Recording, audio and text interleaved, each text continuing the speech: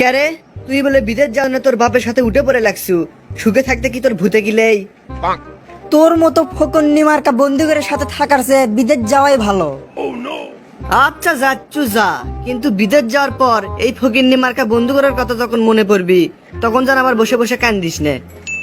কে রে? এই এই তোরা কি আমার ঘরের বউ নাকি রে, যে বিদেশ যাওয়ার পরেও তোর মনে পড়বি? হ্যাঁ, আমরাও তো চাই বিদেশ যাওয়ার পর যেন হামাগরের কথা তোর না মনে পড়ে। ক্যারে, এই তোর কাছ থেকে 5,000 টাকা পাই, বিদেশ যাওয়ার আগে কিন্তু 5,000 টাকা দিয়ে যাস। ওই জন্যই তো তোকে ফকির গনু। তা না হলে বন্ধু একটা শুভ কামে যাচ্ছে, যাওয়ার আগেই টাকা চাস? তুই চিন্তা করিস নে, বিদেশ যাওয়ার পরে তোর ব্যাংক অ্যাকাউন্ট নাম্বার নেমু, নিয়ে তোর ব্যাংক ডলার পাঠামু রে, ডলার। ডলার পাঠাবো না কি পাঠাবো সেটা তো আমার ভালো করেই জানা আছে। আমার মনে হচ্ছে শেষমেশ তুই আমার টাকাটাই মেরে খাবো। এ ফকন্নি, এই তোর এক টাকাও আমি মেরে খামো না। তোর সাথে কথা কর মুডি নাই এখন আমার। যা তো তুই, যা বাড়ির যা। ও কাকু, কিছুদিনের মধ্যেই চলে যাচ্ছি আপনাকে ছেড়ে। আপনাকে আর জলাবের চাচ্ছি না। যাচ্ছ মানে? আমি যে বাকি টাকা গুলো পাই সে লেখারা দিবি? ও কাকু থামেন তো, আপনি টাকার টেনশন করছেন? যদি মনে করেন আমেরিকার যাবার পাই, তাহলে আপনার অ্যাকাউন্টে ডলার পাঠামো। আর যদি সৌদির যাবার পাই, তাহলে আপনার জন্য রিয়েল পাঠামো। আর যদি মালয়েশিয়ার যাবার পাই, তাহলে ইরে বাবারে আপনার জন্য রিঙ্গিত পাঠামো, রিঙ্গিত। আর আপনি আমাকে টাকার কথা করছেন? এই মিয়া, এই আমার ডলার রিঙ্গিত রিয়েল কিছুই লাগবে লাই। যে কয়টা টাকা পাই বিদেশ যাওয়ার আগে সেই কয়টা টাকা তুমি আমাকে শোধ করে দেবা। ধুরু কাকু, আপনি তো বুঝলেনই না, টাকার চেয়ে ডলার রিয়েল রিঙ্গিতের মান কত বেশি। থাকেন আপনি, গেলাম আমি।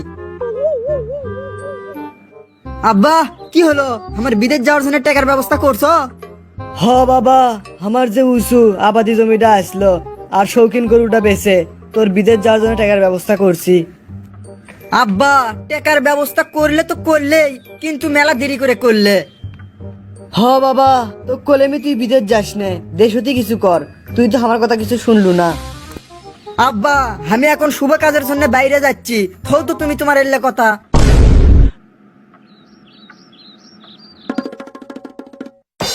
এগুলো তো আসলো আমার 12 বছর আগে, আমার প্রবাসে আসার আগের কথা। প্রবাস, আমি একজন প্রবাসী। কেউ কেউ আবার হামাগরক রেমিটেন্স হিরো কয়। শুনতেই কত ভালো লাগে, আমি নাকি একজন হিরো। আর এই হিরোগের জীবন কাহিনী কি কেউ কোনোদিন জানবে চাই? কত ইচ্ছা আসলো যে আমি বিদেশ আসমো। আজ 12 বছর হলো বিদেশ আসছি। 12 বছর আগে একটা বিমান এসে আমাকে বিদেশ নামে দিয়ে গেল, আর লিয়ে গেল না দেশত। আজ কতদিন হলো বিদেশত লকডাউনে আছি। আমার মতো রেমিটেন্স হিরোরা আজ দেশের টাকা না পাঠাবার পায়ে সবার কাছে জিরো হয়ে গেছে। এখন হামাগরে মেলা দুঃখ আছে, কিন্তু সুখ নামের সোনার হরিণটা আর নাই। এখন সেই মায়ের আদর মাখা ডাক নাই, আর কেউ বারবার কয় না বাবা কখন খাবো।